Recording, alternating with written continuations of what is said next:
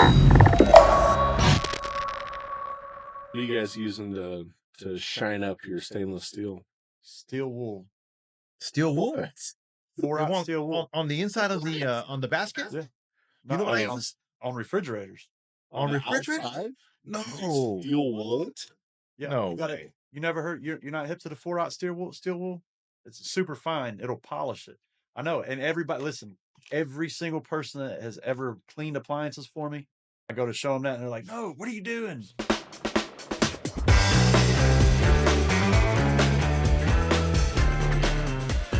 And we're back to another episode of Appliance Fixing Flip by the Appliance Pulse. We got Derrick, we got Gabe, and we are talking fixing and flipping. What's going on, fellas? What's Going on, Sip? So what's our first topic that we're going to talk about? Fixing and Dishwashers. flipping. Dishwashers. Ooh, okay. I want to get it out there. Let's Somebody- hear it. Let's hear it. So, okay, this has been weighing heavy on my mind. All right. So, guy was asking me. One of my buddies, kind of, dabbles on the side hustle, asking what's the best dishwasher? What are the best dishwashers to flip and all that? And I was like, listen, man, I can't say I've learned this lesson myself. I learned it the easy way, so I took some good advice. Is there are none. There are no dishwashers that you should fix and flip. So here's the basic rundown, right? So say the most you can sell a dishwasher, even if it's a top end dishwasher, you're not going to sell it for more than $400. $300-$400. Scratch and dent is a different story. Yeah. I'm talking about fix and flip. So say you sell a dishwasher, or you sell it and then you sell the install with it. The install's $250 where I'm at. So sell dishwasher, we'll say average $200. Sell the install, so $450 job, right? And either you yourself you do it, or one of your technicians, depending on how big you are, and it gets a small drip that nobody sees, and 6 months later you're stuck with a lawsuit that costs 50x that dishwasher sale. So yeah, that's what I've learned, and so I stay away from them. I every now and then I'll sell them. I got about 30 of them, but it's just for like buddies and stuff. Mm-hmm. But yeah. So whenever I was doing like apartments and stuff, and I would uninstall the old appliances, install the new ones, and they would pay me with the old appliances.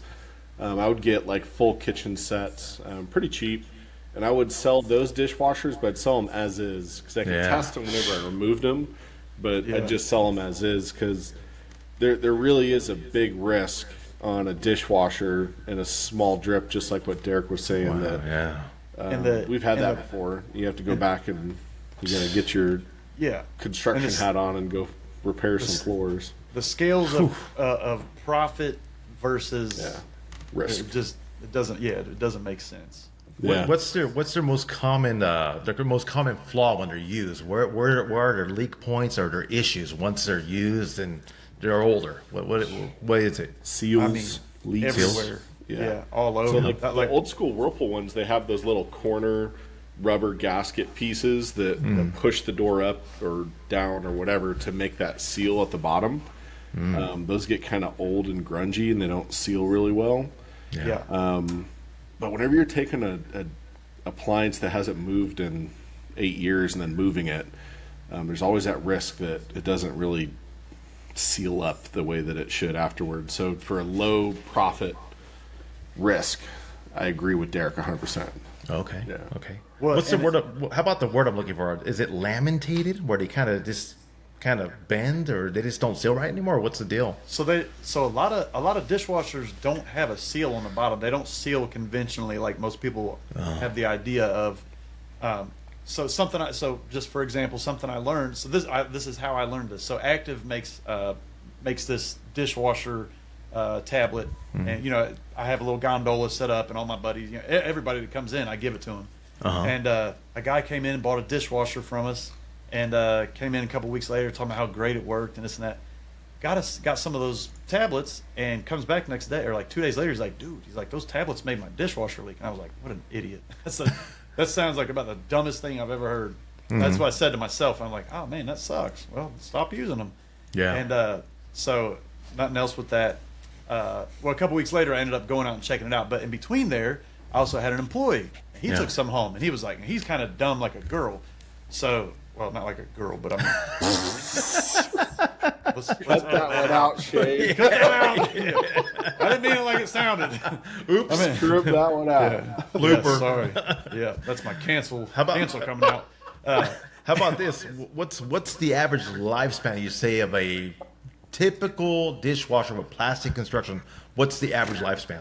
20 years. Old 20 Frigidairs. years? No way. The cheap 20 old years? Frigidairs, the cheap old KitchenAids are the best ones you can get. Really? Okay, 20 years. Because for And it's got 400, an old Hot Point push button one still. That's probably about that old. yeah, I'm Wow. telling you, and they work. They dry your stuff. I've got a Bosch 40 decibel, and the dishes never get dry unless you time it. As soon as the cycle's done, you got to open the door.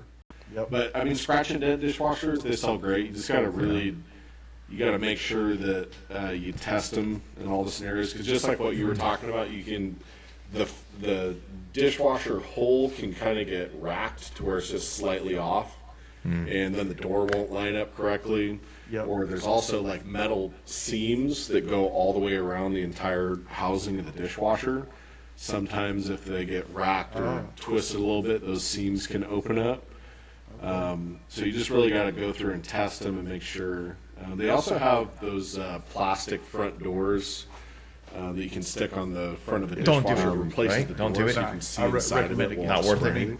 Somebody's going to argue with me. I'm sure a lot of people are going to argue with me. It's hard to but tell if for everything's me, working correctly. I understand the safety risk as you far know, as the the door's business closed, goes. so- And Like I harder just- to I don't diagnose, wanna right? take It's the a lot chance. harder to Walk diagnose away. without that door. Don't do Walk use. away. Oh, it's Okay, And it's got just it. not there's not enough profit margin to make it worth the risk. What I had another question. Why are some dishwashers super quiet, whisper quiet, right? And then you got some that are super loud. What's the difference? Is it insulation, sound deadening? What is it? Whenever you see those decibel ratings, this is something that I recently learned. That's an average.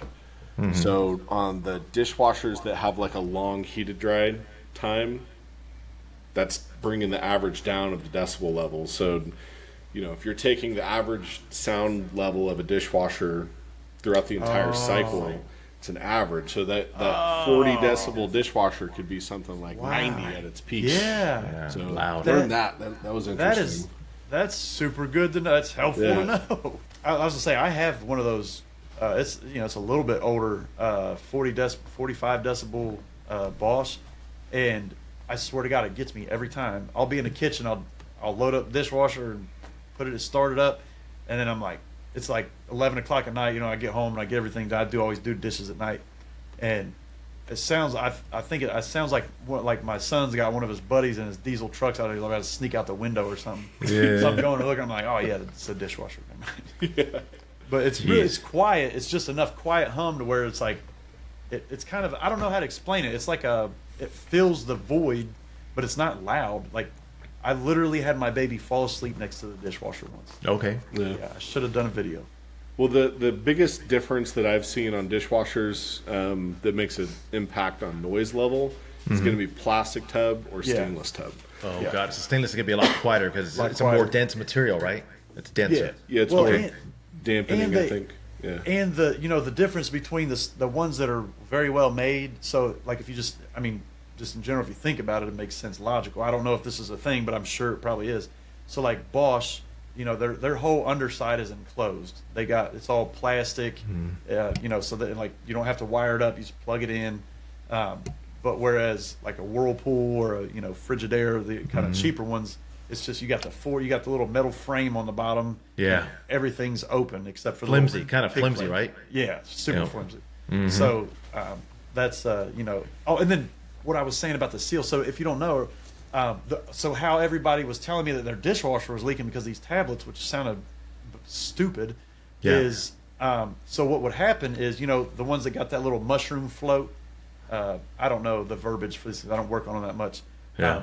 But there's a float. So when the water gets to a certain level, it cuts it off. Like a little toilet bowl float, like a little toilet type deal. Yeah. Yeah, and there's a little dead man switch on the bottom, and it'll stop the water flow. So, if you have any residual soap in that dishwasher, it mixes with the chemicals in the tablets, and it makes it suds. It makes the suds. You know, what I mean, you don't want suds in any appliance that washes.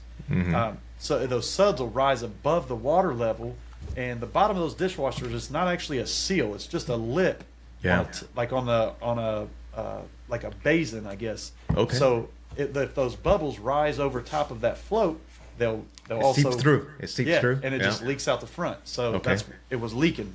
So that's one thing, is always to prevent a dishwasher from leaking. I always rake it to the back, so I have the Oh, okay. front a little bit higher than the back.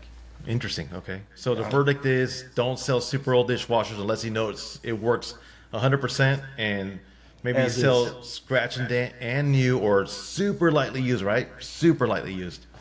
Okay. What about microwaves? What about over the range used microwaves? Are you fixing them, flipping them?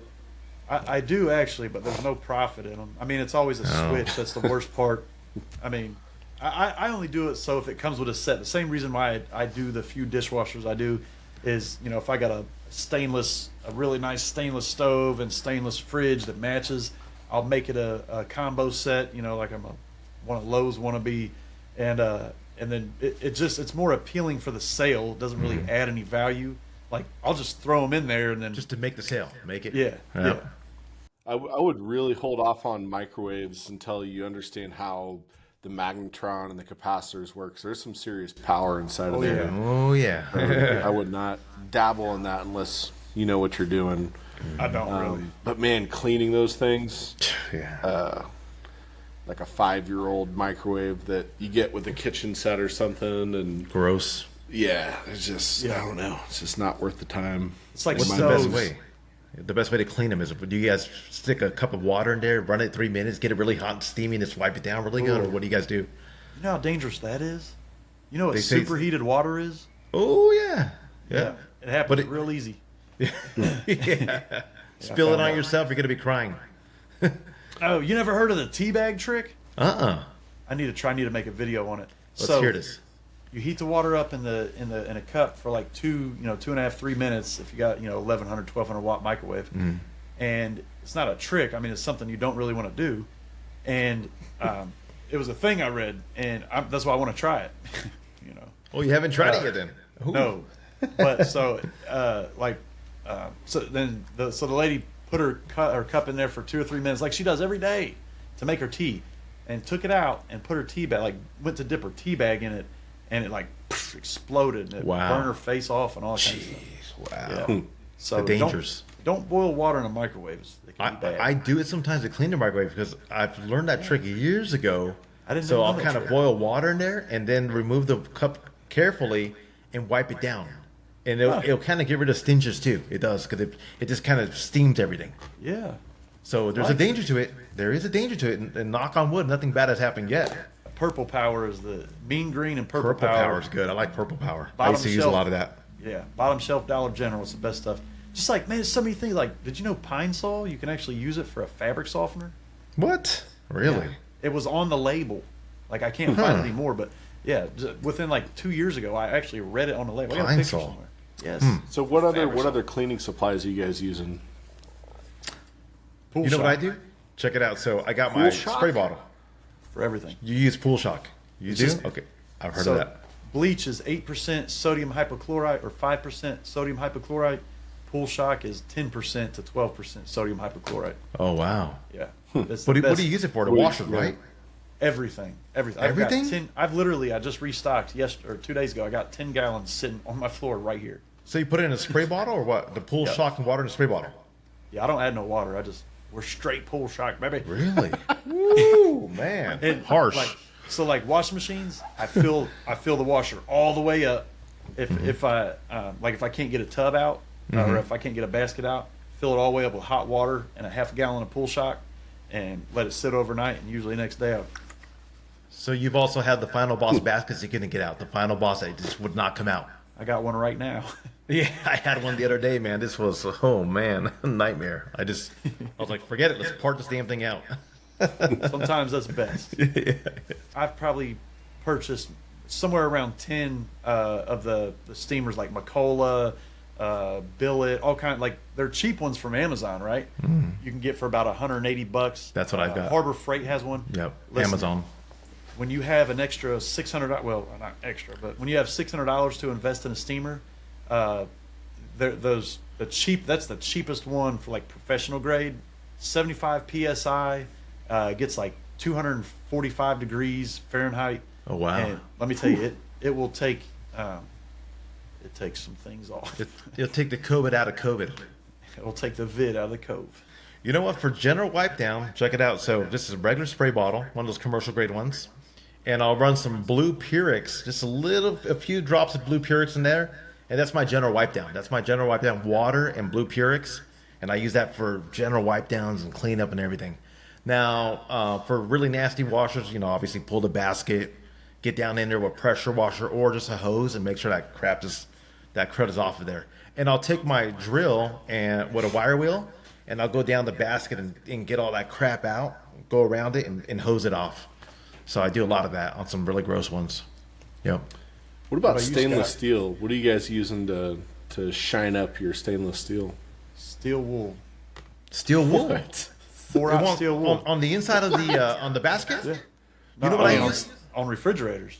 On the refrigerators? outside? No. Using steel wool? Yeah. No you got way. it. You never heard? You're not hip to the 4-ounce steel wool? It's super fine. It'll polish it.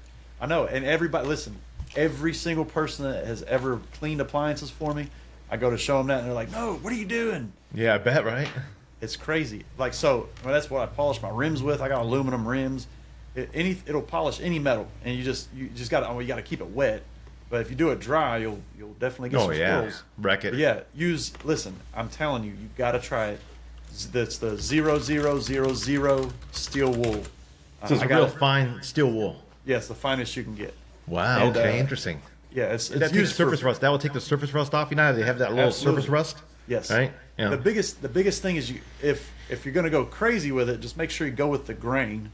But yeah, I take WD-40 and then steel wool, or sometimes I'll take some really light detergent and steel in the steel wool. I swear to God, I'm telling you, it polishes it up every time. Doesn't leave a single swirl mark.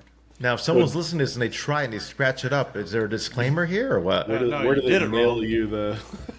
Yeah, you better mail me the proof that you did it the way I said.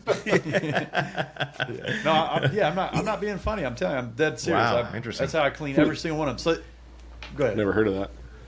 You got to try it. Not all stainless is created equal, too. I mean, so you have like fingerprint resistant stainless steel or print proof stainless steel. Which isn't real stainless. I mean, there's a million of them, but they have different coatings on the outside. Teflon coatings, right? Yeah. So when we're training people at our store to, because we wipe down all the appliances every day, multiple times a day, fingerprints and everything looking ugly in your showroom is like the easiest thing to overcome for the highest value you can add. But so when we're training people, they have to understand what the stainless steel is before they start to clean it. So if it's one of those stainless steels with the exterior coating on it, it'll look like a thin sheet of like plastic on the outside. Yeah. And that is not, like, you don't want to add stainless steel cleaner to those because it's just going to smear across it's like if you put that on like a whiteboard or something, it's not going to soak in. You're just going to smear it around. Interesting. Like a white haze on it, and it looks like crap. That's why if you use the Gooby Gone or kerosene and steel wool. I know this sounds crazy. Interesting. Kerosene, have you ever kerosene and steel wool? Yeah, then take a This guy, he's wild. He's a wild man. Take like a lighter. You can take a blowtorch and some kerosene. It'll clean your whole store. Don't do that. Don't do that. Start over. Have you ever had those whirlpools where you start cleaning it and then you clean off this? It looks like grease residue, and you clean it off, and then you're like, oh shit. Almost. Yeah, now I got to clean the rest of the fridge. Got to clean the whole thing now. Yeah, that's that coating. Samsung's really the only ones that I know of off the top that I can think of that have true stainless pretty regularly. If it doesn't hold a magnet to it, you know that you can use the fire and dry ice, and you can pull dents out of it. Interesting. Yeah. Okay. I just use that stainless steel spray on all of them on the outside. But now Scott bringing that up with the ones that have that coat on there, and it makes sense now. Some of them smudge. It doesn't look right. I didn't know that. I had no idea. Yeah, because the real stainless steel cleaner, what you're doing is you're getting the oil, grease, whatever. You're ingraining it into the grain of the stainless steel. Okay. And then it's supposed to. It's like you're lubricating it, and then that oil sticks to the stainless steel and it stays there, and that's what gives it the shiny glisten. So whenever you have a coating to the outside, it can't get into it. Okay. It's not doing anything. That makes sense on those fingerprint proof Whirlpools. You're right. I noticed that. I did notice. I was like, well, that's weird. Why does this look like this? Yeah, now I know. Now I know. Everything out from the stainless. The best cleaner to use on stainless steel, though, for as far as price wise, because that stainless steel cleaner is expensive. It is, especially for using it a lot. You can use a WD, or I'm sure you guys know that WD-40 is I mean, that's the cheapest way. Or if you have Croil smells good. I use that in my beard sometimes. Yeah. No. Hey, WD-40 smells good too. I love the smell of WD-40. I love that It does, stuff. unless if it's in your kitchen, it doesn't really smell that great. I don't know. I kind of like it. I like it. I love the smell. Yeah. When it's, my wife doesn't like it. I did that once. No, women don't like. Yeah, women don't like WD-40. They don't. Right. Which So means the same thing on black stainless steel. So black stainless steel is just a coating on top of your regular stainless steel. So like in the scratch and net world, like black stainless steel, that scratch really stands out because all the black coating is removed from it. Now that bright silver is shining through that. How do you fix that? We don't. I'm sure there's a way you could, but I've never come across. I've searched and searched and searched because I had this 4-door Samsung TV fridge, brand new. All it had was a couple, and they weren't like indented scratches. They were just scratches where that. Yeah. It was like the rose gold black stainless or something weird like that. like the Tuscan bronze or whatever it was. Oh yeah, Tuscan bronze. Yeah, that's what it is. I sold a black stainless steel the other day with scratches and dings, and I sprayed it down with that stainless steel cleaner. It made it look worse. Now I understand why. Yeah, it's not soaking in. I had no idea. I'm like, what am I doing? So you know what? This podcast is actually working for me. I'm learning something new. Yeah, me too. There you go. Well, what else is there to? So we talked about cleaners and agents and secret weapons. Anyone else got any other secret weapons for cleaning? These hands right here. Wax on, wax off, baby. That's it. Oh, I'll tell you. You know what? I do actually a really good one, and I meant to make a video on it. So I get this ceramic detailer. I use it on my car. Yep. And so with washing machines, I like to do the time. I mean, I don't think about it all the time. I don't remember, but I got this turtle wax ceramic wax. Or That's something. good stuff. That is good stuff. Yes. And if you spray it on the washing machines on the top, it helps to prevent rust because the water will just bead right off or coats it. Yeah. That's a really good. You know what really else? good. Chemical Guys products are awesome. I used to wax them. They're really nice ones. I used to wax them and sit there and they'd look pristine, Yeah. And then run the ceramic coating on them too. Turtle wax and Chemical Guys. What about oven cleaner? Ooh, Easy off is that. Listen, 400 degrees. You get it hot. Spray, and even the tops. If you didn't know that, you get the tops hot. And you spray it with Easy Off. Which cap are you using? You using the yellow one or what's the other one? Yeah. We use the stuff that'll make you pass out.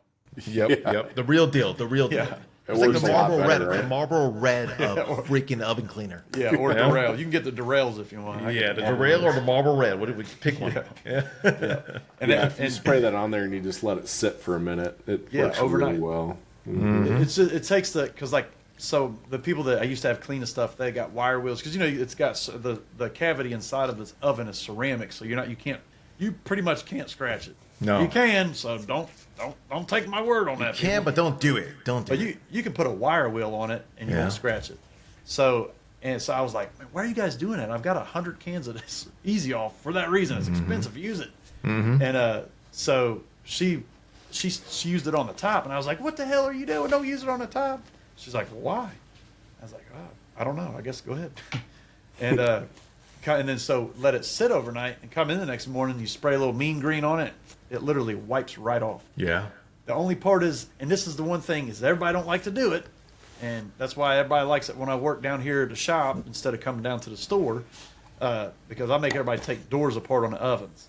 I don't care if it has a drip mark. Oh, really? You clean the inside soon, everything? Absolutely. Wow. Absolutely. We make really? Try to make It's a lot of work, but it's I a mean, lot of How are work. you going to sell a stove with a grease strip down the front of it? I've Even done it. one I've grease done strip. it. But I'll tell you what. So, a real quick history lesson, if you didn't know, Sears used to sell it as an option way back in the day. So when you take an oven door off and you turn it upside down, have you seen those little slots on the bottom? Yeah. Mm-hmm. The Big slots, long, yes. yeah, elongated oval slots. So most people think it's like ventilation or something. It's not. So it's actually how you can use they make a specialty brush that you can clean the inside of the oven Drip tray. with. It's a drip tray.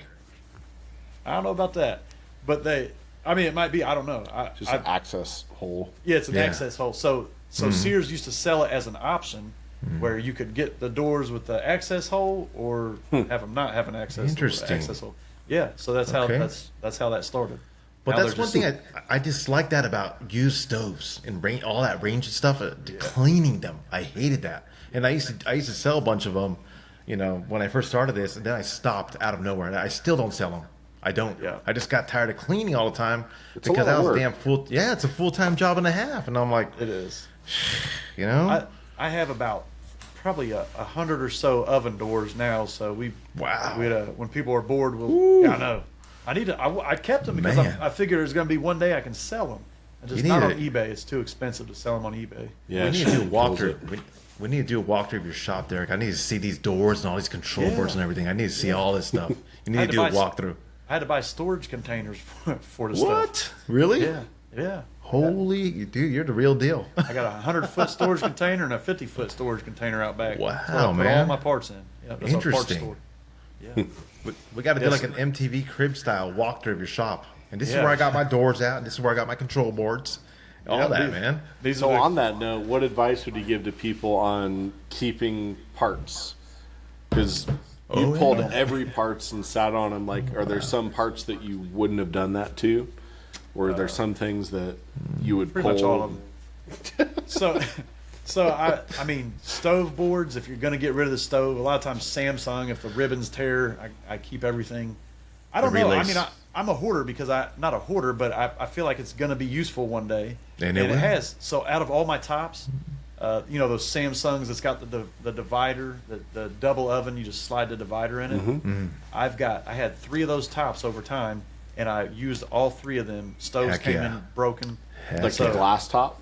Like Yeah, okay. yeah, and if you're doing a service call, right, and their stove top is broken, 9 times out of 10, if it's a GE, it's all the same one, the 4-burner with the dual burner on the front right, and so that's another $200 you can add to your service call. Heck It was yeah. essentially a lost cause because it was a stove you stripped.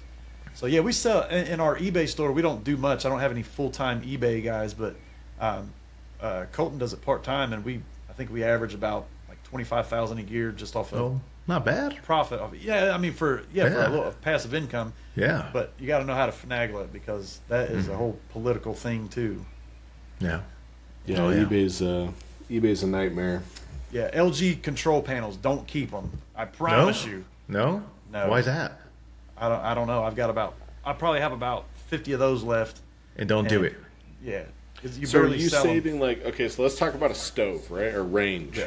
So that range fails, let's say it's a bad board and you're not gonna replace it and then you look at the price of it, it's too expensive. What are you keeping off of that electric glass top range? Well, it's funny that you mentioned that. So I actually have one here I was working on. So I usually I'll just repair the board. So this board actually in particular, this one is like stupid in this little knob, which I haven't seen that in quite some time. Interesting.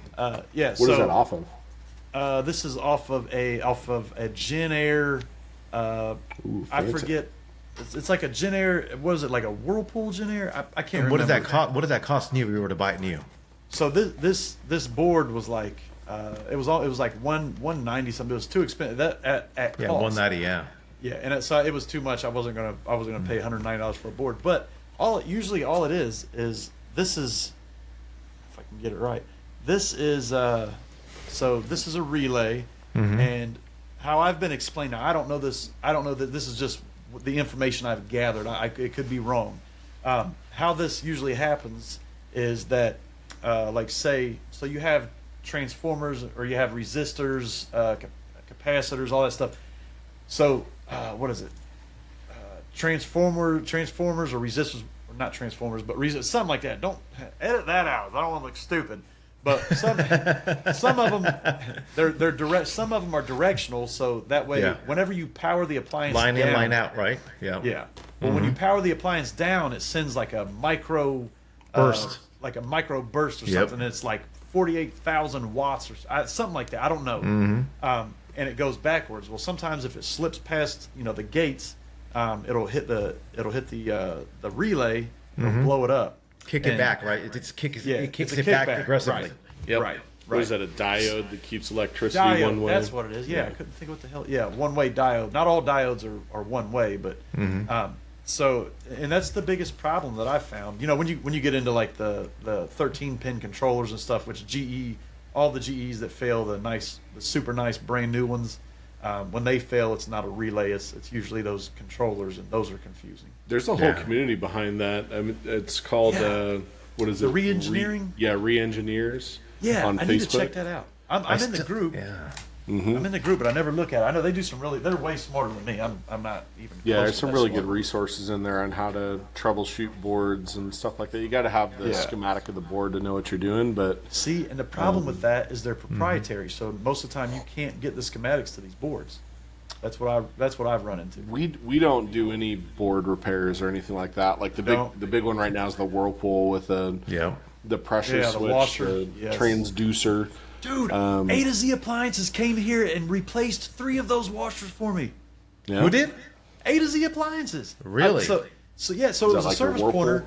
Yes, it was a service pointer on Service Matters, and so Colton he was like, well, he followed the directions that it said and called him up, and they literally came out. They've come out 3 times, twice in 1 week, and then the following week they ordered the board and came in and replaced the board. And like we told them, like, you understand what we do here, right? I'm not trying to cheat anybody. Like they're like, no, they have to replace it regardless.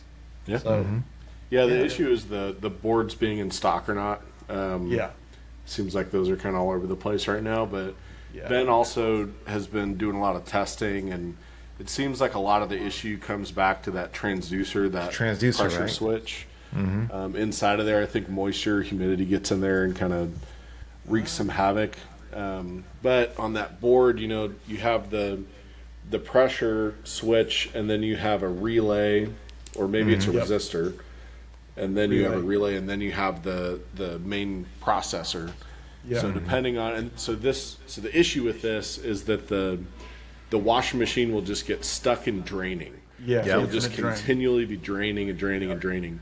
So depending on how long it's been stuck like that, it could be burning up other things or causing other issues. So it burns up the capacitor on the board. So that's an old school issue. That's like when the drain, if you get one of them infinite drains, even not on that model, like years before that, because those boards aren't potted. So a lot of times you can just replace the board. Replace the capacitor. Yeah, and you're inside good. of it. Yeah. Well, you know what? So the transducer is pretty easy to replace. Transducer is easy to replace, but going down the line to resistor, that's not so easy because it's so tiny. That gets a little harder, right? You're completely out of my wheelhouse. I don't know. So listen, It's tiny. I'm telling you, that's where this $230 solder station from Amazon. I've made $1 million on this thing. Yeah. I mean, that's why you have you got hot air rework. You don't have to solder anything. You use solder paste. You put a little dab of this stuff, and then you use your hot air thing and hold it with your tweezers. Yeah. It literally just like glues it right to it, because the solder only sticks to the applicable areas. Yep. It won't stick to like anything besides a hot metal. Just that. Yeah. What's your way? How do you remove? Like, let's say you were going to remove a transducer. Do you use that tool that kind of suctions it and heats it, or do you use a heat gun with an adapter? I don't know what that is. I've never done that. No. I don't know how to do the repair. I'd go into the re-engineers group and see what they do. Yeah. But and Ben put out some info too. So I saw a video. I I saw that video. The way he did it, he uses that tool where it kind of heats and suctions, and it pulls out. Oh, you talking about? Oh yeah. It's a desolder gun. Desoldering. Yes. Desoldering. It's got. There's 2 ways of doing it. You can do heat gun with an adapter and get heat right at the transducer. There's 2 ways, but that's a lot more risky. You Well, know? so the desolder gun has it's just like a solder tip, but you Yeah. pull the trigger and it has a vacuum and it sticks Yep. all the solder in the gun. But then you can also, I have a vacuum on it too, where just the little pin vacuum, and then you can take like for like a baby, you know, where you suck the snot out of their nose. Yep. Yeah. Take one of them things and just Yep. yeah. That's the cheaper way to do it, which you should do it. I just like to buy stuff that's tools. But everyone out there, like if you're just replacing the transducer, just know that it might not fix the issue. It might not. Like Scott was saying, it could be something. It could be something else, you know, down the line. So it's kind of a 50-50, right? It's kind of a 50-50 chance. Or, I mean, if you have the schematic, just know how to test it and then Yeah. you know what to do. Your resistance and all versus that. just you know? throwing parts at it. But Ben's got all that info out there. He's been on it. Yeah. Yeah, He's done a really good job. He's got that little test board. He's got. I'm jealous. I'm trying to build this stuff. Yeah. He's way above my league. Jeez.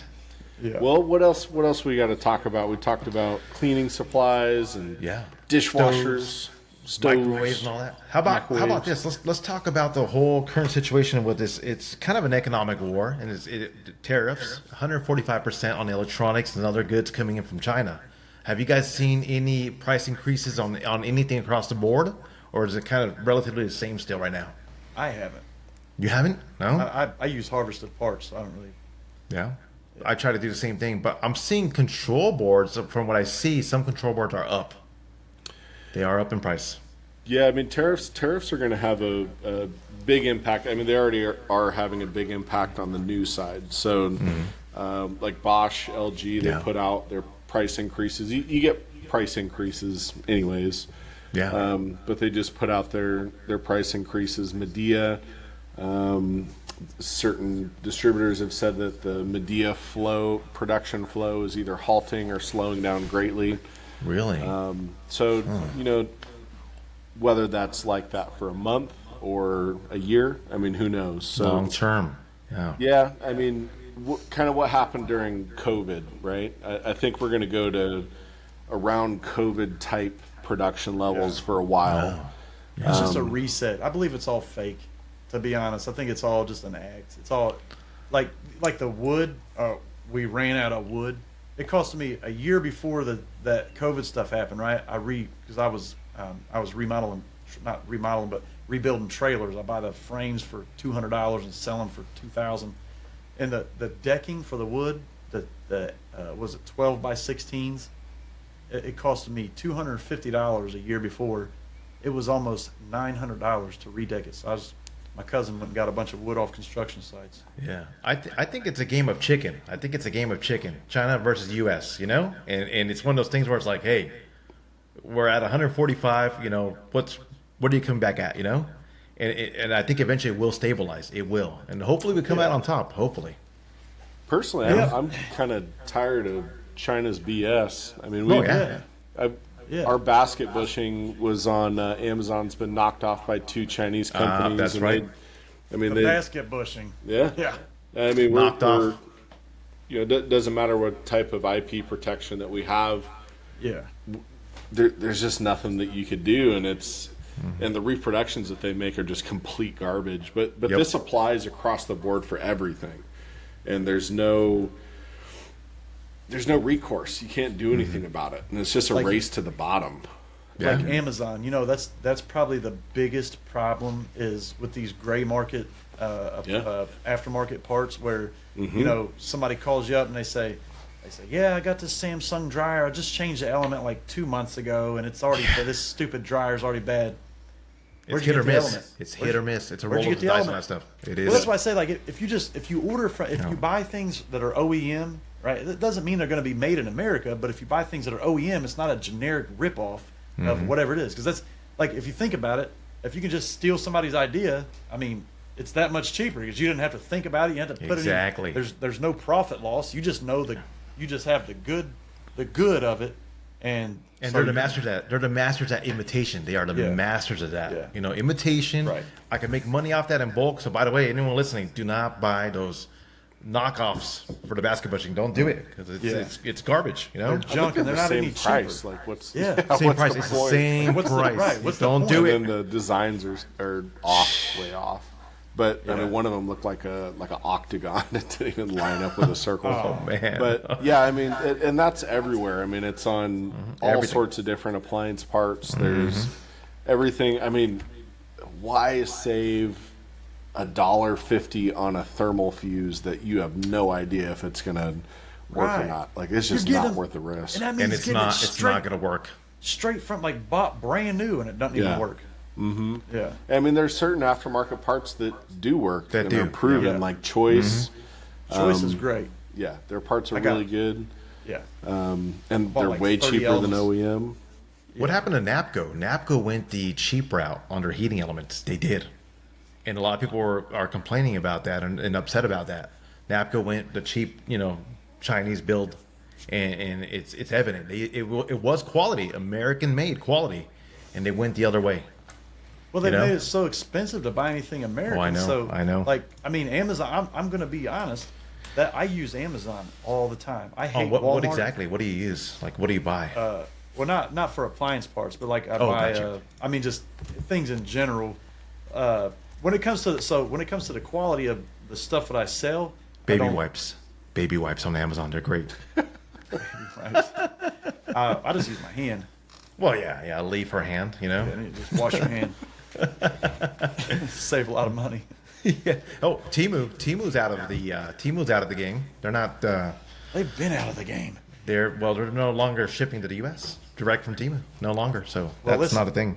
I will tell you the one thing that I bought. I've never bought anything from Temu, but I bought those sound pads that neither. are all over my walls, and I got like 10 times what I could get for the price, and they kind of work. Yeah. I'm just saying. I mean, Yeah, I'm not sure really- some things is fine, but Yeah. mechanical and electronical Never. parts Hit or for an miss. appliance, Hit or miss. we Which is- don't which touch is- those. Which is crazy because as much as like China is so advanced with their electronics and stuff, like, I mean, it just doesn't make it. I don't understand how. I know. Like, so okay, well, I don't want to get off topic, but like, we went to New York. Me and my wife went to New York a few years back. Actually, when Philadelphia won the Super Bowl, like 5 years ago, it was on my birthday. They won the Super Bowl, and I went to Chinatown to get some cheap handbags. That was the Yeah. whole point. I was like, I just wanted the experience. Listen, Yeah. you know what it's like to go to Chinatown? Do you know what that's like? Have you ever done it? Oh yeah. Several of them. Several. All right. I've been to several. Oh, let me tell you my experience real quick, because it was great. So I'm walking, and all of a sudden this lady comes up. I just out of nowhere, we just got out of this little where they got like naked chickens hanging upside down without their Yeah. heads. You know what I'm Yep. saying? And it was great, the best food I've ever had. Oh yeah. We come out, we walk around the corner, and this lady said, "Hey, you buy purse?" And I was like, "Yeah, actually, I was gonna be looking for you." So Yeah. so she goes, "Okay, here." She hands me this pamphlet, and me and my wife were looking like, "Oh, sweet." So I was like, we point something, turn around, and she's gone. There's this little kid coming up to us, and they got a radio, and he's pointing. They don't understand nothing we're saying. I don't understand nothing they're saying. And so we circle a couple things, and then he points up to a guy in a window with a radio, and he's talking on the radio. It was a bunch of radios and people in windows. You're like, hey, I gotta get out of here. I gotta And go. they just kept switching people, and then she's like, "Yo, come with me," and she handed us this bag like she was handing us drugs. I was scared. And then we got on the last train to the Bronx. Yeah. That's Or kind of Brooklyn. the same transaction whenever you're buying appliance parts from Amazon. Yeah, pretty much. Same Right? sort of scenario. You click order, and then there's just a bunch of radio transactions to make it happen. Yeah. Like the biggest scam out there with appliance parts on Amazon is their suspension rods. Oh, So yeah. if Oh, you number open one. up those suspension rods, And we they bought bounce all of worse them. than they bounce worse than the ones that you sent that you Yeah. threw Yeah, away. they don't even know what they're doing. So, like, you Yeah. open up the actual dampener, which is what makes the entire suspension rod There's work, nothing. is a little foam piece. packaging And- foam. It's like packaging foam. Well, no, they put in there like this silicone rubber type Yeah. Yeah. plastic that instead Just of the slides. foam with the dampening grease on it, because they don't know. They just put in a rubber thing, and the second that rubber wears out, I mean, maybe it lasts 10 washes at best. Maybe. And then the plastic just wears out. The customer's like, "Oh, I bought this part number, to fix it." And Yeah, that's the biggest scam out there that I've seen. So on all Amazon. you apprentices and rookies, do not ever buy knockoff eBay or Amazon. Do not do it. They will not last. Nope. Even if you add Rebuild Ben's 'em. grease, it might get away maybe 20 washes with Ben's bounce be gone. But Well, don't do it. Don't do it. Just thing is rebuild that- them the right way. Yeah. Or do Or it with replace a, 'em. or do it with a safety pin. But I don't want to explain that. Nope. How about price increase, Scott? Going back to tariffs, price increase on like a Midea fridge. Let's say one that was $800 new. What's the price increase you're seeing now? 0, because you're not gonna be able to buy them. Huh? On a Midea fridge. Oh, you're not I mean, gonna be able to. Yeah, Okay, I mean, what I'm saying is that they're slowing or stopping production on Midea appliances to the U.S. Oh. So whatever you see stateside right now is the only stock you're going to see until whenever. That's right, they because the change it. ports, the ports are kind of drying up, aren't they? The ports have been drying up with goods from China. You're right about that. Oh, I wow. don't know. Wow. That's what the distributors were telling us, is that the Medea's going to be out of the mix for a while. But I mean, you Interesting. always get your price increases around this time. But Yeah. I don't think on the new side. I think the promotions are, what moves a lot of new appliances. The promotions are going to be non-existent on these upcoming sales cycles because stock levels Why is that? are. It's going to be a fight. It's going to the basically be a stock fight for is whatever's gonna be- available. How about Samsung? Samsung being a Korean company and LG being a Korean company, they have stuff in Mexico for Samsung, right? Factories in Mexico and in the U.S. for both of them. How about price increases there for Samsung and LG? Yeah, I mean, you're going to see it across the board. And if you look at what happened during COVID, they used the price increases there, and then they never came back down. Yeah, So, they never did. Right. I mean, it's just an excuse to get it up. Oh yeah. Yeah. But the Samsung does have some of their appliances made here. I'm not that expert. I don't really know, but they do Yeah. have a washer and dryer made here stateside. Because Ben just got his hands on one of them. It's pretty cool. Really? What's but the yeah. difference? I What's don't know. different? It's just made in the Oh. U.S. So it's probably not as good. Tennessee maybe, something like that. Yeah, I don't know. I'm just kidding. But price increases are definitely coming, and then we're also going to have stock shortages on the new side. So what Yeah. that means for the used fix and flipper, especially around the COVID times, is sales went through the roof on our side. Oh yeah. Because Oh yeah. if you have the product, it's in high demand and there's low supply. So if anything, it's a good thing for the guys that are doing fix and flip, the used guys. Keep your stock levels high. Stock up. Stock up. Yeah, don't dwindle down to nothing. Like keep the supply side high, and you'll be fine. Yeah. It's not going to be a forever thing. It's I would say just a this negotiation. is like how you play the stock markets. Yep. It's like this is like fix and flip in the stock comparatively, fix and flip is going to be where this is where you can. It's you a can- hold. you It's a can hold rock it. stock. You can You rock hold the the ship. stock. Yep. Yeah, where you have the like this is the chance to get in and actually like boom, Oh, yeah. and then get your money up and then invest back. it. You know what I mean? And, Yeah. and then invest Build in off of scratch. it. Make it a positive Yeah. thing. I mean, advertise it in a way that it's in stock. You have it. Because Yeah. what's going to end up happening, just like during COVID, everyone's advertising that they have it, and then you go and you place an order at the big box store. And then 3 days go by, and they call you and say, "Oh, it's going to be a month." Or And then canceled. that month Yep. comes up, and they go, "Oh, it's going to be another month." Yep. So usually after the first one of those, they start shopping around. Yep. Yeah. They start trying to figure out how to buy an appliance, and then they might stumble into Scratch and Net or something like that. So it's going to bring you customers that you typically wouldn't have had. But that's why. So this is why my biggest thing is. So we're not as fast as a lot of other places, but we spend a lot of time. We spend extra time on quality, cleanliness. So when people are like, they get it and they're like, "Well, is this used?" I'm like, "Yeah, that's how we clean our Yeah. stuff. That way, Yeah. So when we do get those customers, they feel they're comfortable with buying from us again instead of going to the especially for the price point. Yeah. I think if you're a super presentable company, you have a clean, tight operation, even if you're just a guy doing this out of your garage or a storage unit or something, as long as you have a tight run operation, a lot of people will be comfortable buying from you. Oh yeah. If the price reflects, what the age or what the discount is, if the price directs them to you, you just really have to think about what your organization or what your sales practices look like from their eyes. What is the interaction that they have with you? Like, what does the ad look like first? Like, step one, like, what does the ad look like? What's your wording? Do you have a bunch of misspelled words and, just junk? Are your pictures just terrible? Do you have, like, backgrounds to them? Or do you, is everything just professional? And then they show up. What's their interaction with you at this point?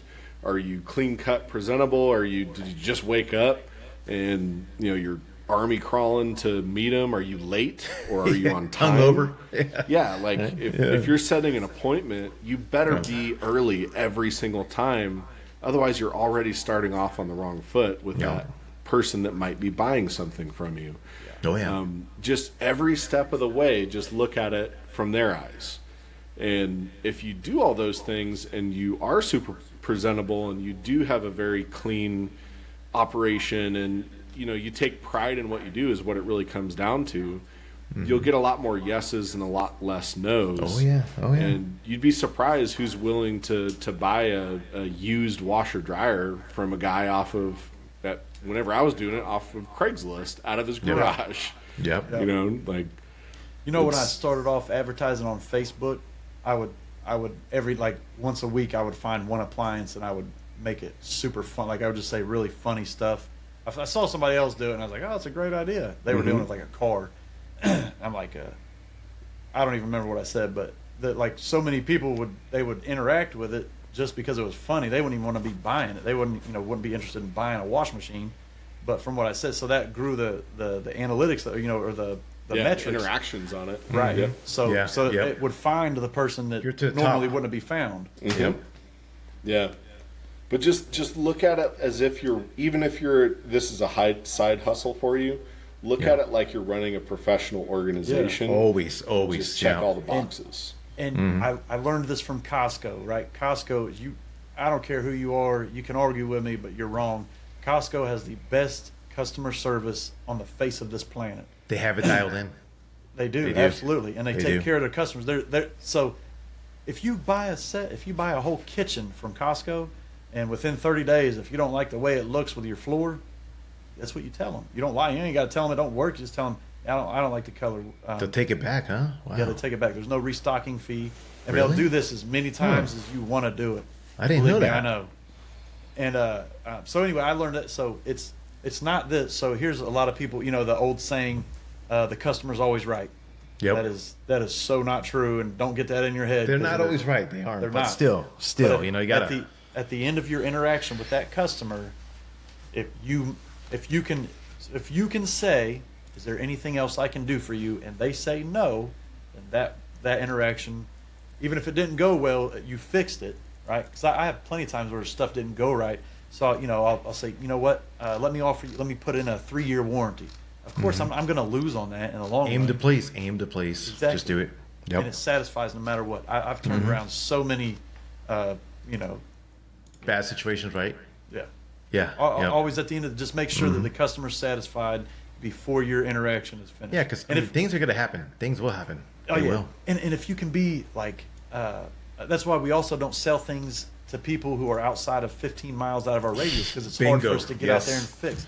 Don't do anything that you can't. If you can't fulfill your word, don't promise it. You know what I'm saying? Yep. Oh yeah. Don't go far away because it will bite you in the ass. It will. Don't do it. I've been there, done that. I've been there. It's like, let me go deliver out to Austin. I've done that, and it's like, I'm about an hour away from Austin. Something happened, and here I am driving an hour to figure out what happened, and it's just maybe 30 minutes out, maybe a max 30 minutes out. That's it. Don't get yourself in a pickle. Don't do it. Well, I think we got time for one more topic quickly. What do we got, Gabe? You got anything you want to talk about? I want to talk about maybe advertising. Let's say Craigslist. Who still uses Craigslist? Don't sleep on the Craigslist. Don't sleep on it. I thought it was a dead platform. I really did. And I was talking to one of my friends that also sells washers and dryers, and he said, use Craigslist. It works. Yeah, yeah. I was a little late on that. I was a little late. Sorry. And guess what? He was right. He was right. Craigslist really works. I've been getting calls. I've already made sales off Craigslist, and the reels on Facebook keep working. They do keep working. I've made sales off reels already, and they got that new thing where it ties your reel directly to Marketplace. So someone watches your reel, yeah, and it links it up directly to Marketplace. There's an option on that now. So keep it up with the reels, keep it up with the Craigslist, and just keep pushing, you know, because it will work. You will make sales off of it, you know. Awesome. So that's my pointer right there. Well, sweet. Well, we covered a lot of stuff. We had some cleaning talk. We had some dishwasher talk, some tariffs. But yeah, I mean, if you guys like what we do, this is Appliance Fixing Flip. It's the Appliance Pulse Productions. This is Derrick. Find him on YouTube. Find Gabe down in the Refurbished Repair group. And we will see you guys on the next one. Later, Gators.